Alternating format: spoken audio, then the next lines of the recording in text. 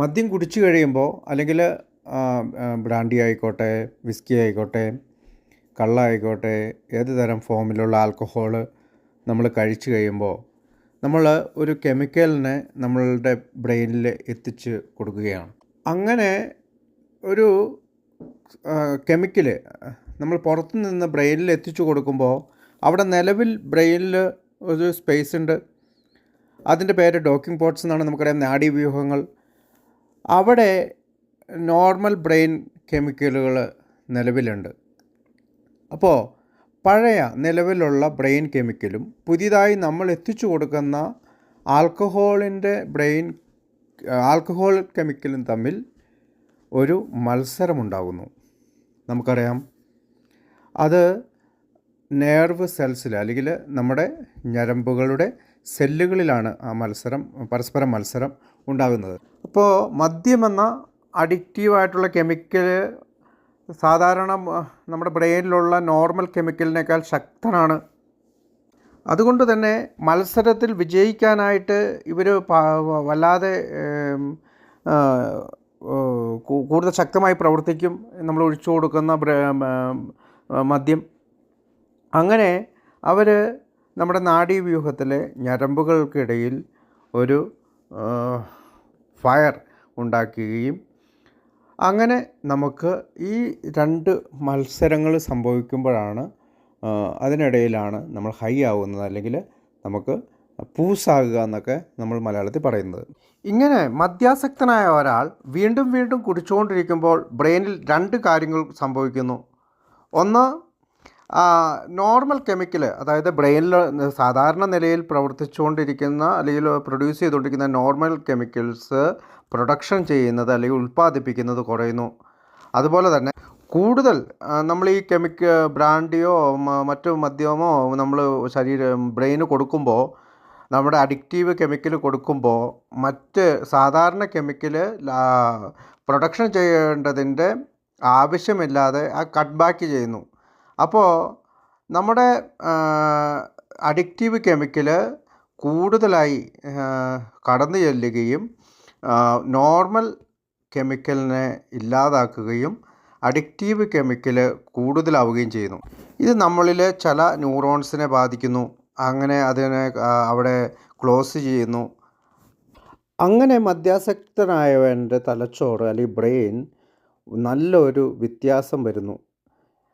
കാരണം നമ്മുടെ പൂസ് എന്ന് പറയുന്നത്, നമ്മൾ അങ്ങനെയാണ് പറയുന്നത്, പൂസ് ഹൈ എന്നാണ് ശരിക്കും ഇംഗ്ലീഷിൽ വയ്ക്കുന്നത്. അത് നിലനിർത്താൻ വേണ്ടി മോർ ആൻഡ് മോർ കൂടുതൽ അഡിക്റ്റീവ് സബ്സ്റ്റൻസ് ആയിട്ടുള്ള ഈ മദ്യത്തെ ഇത് സ്വീകരിക്കാനായിട്ട് നമ്മളെ പ്രേരിപ്പിക്കും. അപ്പോൾ നമ്മൾ വീണ്ടും കുടിച്ചു കഴിയുമ്പോൾ ബ്രെയിൻ പിന്നെയും അഡ്ജസ്റ്റ് ചെയ്യും. അങ്ങനെ ഈ അഡിക്റ്റീവ് സൈക്കിള് വലുതായി വരും. അപ്പോൾ കൂടുതൽ മദ്യം ആവശ്യപ്പെടാനായിട്ട് ബ്രെയിൻ തുടങ്ങും.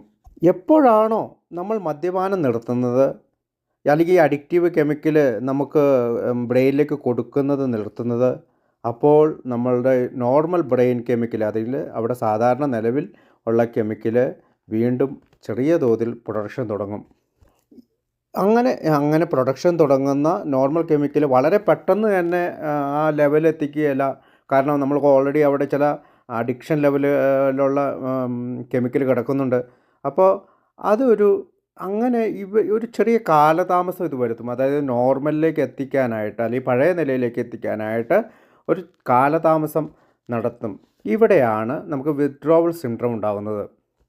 വിത്ഡ്രോവൽ എന്ന് പറയുമ്പോൾ നമുക്കറിയാം, ചിലർ ശാരീരികമായിട്ട് അസുഖമുണ്ടാകുന്നു, ചിലർ ഡിപ്രഷൻ അല്ലെങ്കിൽ നിരാശനാകുന്നു, ഭയങ്കരമായിട്ട് അജിറ്റേഷൻ, ഭയങ്കര ദേഷ്യം വരുന്നു, കൺഫ്യൂസ്ഡ് ആകുന്നു, എന്തൊക്കെ ചെയ്യണമെന്ന് വളരെ ഞങ്ങളുടെ അടുത്തുള്ള ചികിത്സാ കേന്ദ്രത്തിലൊക്കെ പോകുമ്പോൾ അവിടെ അയാൾ അറിയാതെ നടക്കുകയും ഭിത്തിയിലിടിക്കുകയും ബോധം കെട്ടു പോവുകയൊക്കെ ചെയ്യുന്ന പല വിത്ഡ്രോവൽ സിംറ്റംസും നമ്മുടെ ചുറ്റും, ചിലപ്പോൾ നമ്മുടെ ഉള്ളിലൊക്കെ ആളുകൾ വരുമ്പോൾ നമുക്ക് കാണാൻ കഴിയും. മദ്യപാനം നിർത്തി കഴിയുമ്പോൾ വളരെ സാവധാനം ബ്രെയിൻ നമ്മുടെ പ്രൊഡക്ഷൻ കൂട്ടും, നോർമൽ കെമിക്കലിനുള്ള പ്രൊഡക്ഷൻ കൂട്ടും. അതിൻ്റെ നാഡീവ്യൂഹങ്ങളിൽ അടഞ്ഞു പോയിട്ടുള്ള എല്ലാം റീ ഓപ്പൺ ചെയ്യും, വീണ്ടും തുറക്കുകയും ആ ഡോക്കിംഗ് പോർട്സ് അല്ലെങ്കിൽ നാഡീവ്യൂഹത്തിൻ്റെ വീണ്ടും തുറന്നുകൊണ്ട് നോർമൽ ലെവലിലേക്ക് വരികയും ചെയ്യും. പക്ഷേ ഇതിന് കുറച്ച് സമയമെടുക്കും. അങ്ങനെ സമയമെടുക്കുന്ന സമയത്ത് നമുക്കറിയാം ഓൾറെഡി നമ്മുടെ അഡിക്റ്റീവ് സബ്സ്റ്റൻസസ് അവിടെ കിടക്കുന്നുണ്ട്. അപ്പോൾ അതിൻ്റെ ഒരു സഹായവും കൂടി സ്വീകരിച്ചുകൊണ്ടാണ് ഇവരിത് ചെയ്യുന്നത്. അപ്പോൾ സാധാരണ ഈ ഡ്രഗ് ഉപയോഗിക്കുന്നവർക്ക് 6 മാസവും മദ്യം ഉപയോഗിക്കുന്നവർക്ക് 2 to 3 monthsമാണ് നമുക്ക് നോർമൽ ലെവലിലേക്ക് ഈ പറയുന്ന നാഡീവ്യൂഹങ്ങളെല്ലാം തിരിച്ചെത്താനായിട്ട് വേണ്ടതെന്നാണ് സാധാരണ രീതിയിൽ വൈദ്യശാസ്ത്രം പറയുന്നത്. കുടി നിർത്തിയ ഒരാൾക്ക് കുറച്ച് കഴിയുമ്പോഴത്തേക്കും ഈ ഡാമേജ്ഡ് ആയിട്ടുള്ള ബ്രെയിനിലെ മറ്റ് ഇതൊക്കെ മെറ്റാബോളിസത്തിലൂടെ വീണ്ടും ശരിയാകുന്നുണ്ട്. പക്ഷേ വീണ്ടും ആ നോർമൽ ബ്രെയിൻ കെമിക്കലിലേക്ക്, അല്ലെങ്കിൽ അത് ഷോർട്ട് സപ്ലൈ ആണ്. അപ്പോൾ ആ ഷോർട്ട് സപ്ലൈ ആയതുകൊണ്ട് തന്നെ അവിടെ ഒരു ക്രേവിങ് നടക്കും. അതായത് വീണ്ടും ബ്രെയിൻ നമ്മളോട് ആവശ്യപ്പെടും കുടിക്കുക എന്നുള്ള ആ ഒരു സന്ദേശം നമ്മൾക്ക് തരും. എങ്ങാനും നമ്മൾ വീണ്ടും കുടിച്ചാൽ, അല്ലെങ്കിൽ അതിനെ പറയുന്നത് സ്ക്രീമിങ് ഓഫ് ബ്രെയിൻ എന്നാണ്. അപ്പം ബ്രെയിനിൻ്റെ കരച്ചിലാണ്, എനിക്ക് മദ്യം തരൂ. കാരണം ഈ പുതിയ നമ്മൾ ഇഞ്ചക്റ്റ് ചെയ്തുകൊണ്ടിരുന്ന ദീർഘകാലം നമ്മുടെ ശരീരത്തിലേക്ക് കയറ്റി വിട്ടുകൊണ്ടിരുന്ന കെമിക്കലായിട്ടുള്ള നമ്മുടെ മദ്യം കിട്ടാതെ വരുമ്പോൾ ആ കോമ്പറ്റീഷൻ നടക്കുന്നില്ല. അപ്പോൾ ആ കോമ്പറ്റീഷൻ്റെ ഇതിന് വേണ്ടിയിട്ട് വീണ്ടും നമ്മുടെ ബ്രെയിന് വീണ്ടും നമ്മളോട് മദ്യം ആവശ്യപ്പെടും. അതിനെയാണ് ക്രേവിങ് എന്ന് വിളിക്കുക. നമ്മൾ വീണ്ടും അത് ഉപയോഗിക്കുകയാണെങ്കിൽ കൂടുതൽ സ്റ്റിമുലേറ്റ് ചെയ്യാൻ വേണ്ടിയിട്ട് വീണ്ടും ബ്രെയിൻ ആവശ്യപ്പെടുകയും നമ്മൾ ഓവറായിട്ട് കാരണം ഒരു ശരിയായ പൂസ് കിട്ടണമെങ്കിൽ നമുക്കറിയാം, നമ്മൾ ആദ്യം 2 അടിക്കുമ്പോഴല്ല പൂസ് കിട്ടുന്നത്, പിന്നീട് അടിക്കുമ്പോഴെല്ലാം കൂടുതൽ ഒരു കുപ്പി അടിച്ചാലും നമുക്ക് മതിയാവാതെ വരുന്ന ഒരു നിലയിലേക്ക് നമ്മുടെ തലച്ചോറ് എത്തിച്ചേരും. എന്നാൽ കുടി നിർത്തുന്ന ഒരാൾക്ക് ദീർഘകാലം കഴിയുമ്പോൾ ഈ പറയുന്ന ന്യൂറോൺസൊക്കെ ശരിയായ പാതയിലും. അപ്പോൾ ക്രേവിങ് വേവ് അല്ലെങ്കിൽ കൊതി എന്ന് പറയുന്ന ആ തിരമാലയിൽ നമ്മൾ പെട്ടുപോകാതിരുന്നാൽ നമ്മളുടെ ജീവിതം തിരിച്ചു പിടിക്കാൻ കഴിയുകയും നമ്മൾ പതുക്കെ നോർമൽ ലൈഫിലേക്ക് കടന്നു വരാനും സാധിക്കും. എനിക്കറിയാം നമ്മളൊരു ശാസ്ത്രീയ ഗവേഷണത്തിനൊന്നും മുതിരാറില്ല. പക്ഷേ ഒരു ആൽക്കഹോളിക്സ് അനോണിമസ് എന്ന അംഗമെന്ന രീതിയിൽ ഈ കാര്യങ്ങളെല്ലാം ഞാൻ മനസ്സിലാക്കിയിരിക്കണം. നമ്മൾ എന്തൊക്കെ ചെയ്യുന്നില്ല എന്നതിൽ ഒരു പ്രധാനപ്പെട്ട ഭാഗമാണ് നമ്മൾ ശാസ്ത്രീയ ഗവേഷണത്തിൽ ഏർപ്പെടുന്നില്ല എന്നുള്ളത്. ശാസ്ത്രീയ ഗവേഷണത്തിൽ ഏർപ്പെടുന്നില്ല എന്ന് പറഞ്ഞാൽ ഗ്രൂപ്പോ അതിൻ്റേതായ രീതിയിൽ ശാസ്ത്രീയ ഗവേഷണത്തിൽ ഏർപ്പെടുന്നില്ല എന്നാണ്. പക്ഷേ ഒരു വ്യക്തി അല്ലെങ്കിൽ ഒരു അംഗം എന്ന രീതിയിൽ ആർക്കും ഇതിനെപ്പറ്റി പഠിക്കുകയും ഇതിനെപ്പറ്റി പറയുകയും ചെയ്യുന്നതിന് കുഴപ്പമില്ല എന്ന് തന്നെയാണ് ആൽക്കഹോളിക്സ് അനോണിമസ് വിവക്ഷിക്കുന്നത്. അപ്പോൾ ഇവിടെ നമ്മളിപ്പോൾ നമ്മുടെ ശരീരത്തിലെ ബ്രെയിനിൽ ബാധിക്കുന്ന കാര്യങ്ങൾ കണ്ടു. അപ്പോൾ നമുക്ക് സൈക്കോളജിക്കലായിട്ട് അല്ലെങ്കിൽ നമ്മുടെ മനസ്സിന് ഇതെങ്ങനെ നമുക്കറിയാം മെൻ്റൽ ഒബ്സഷൻ എങ്ങനെ ഉണ്ടാകുന്നു.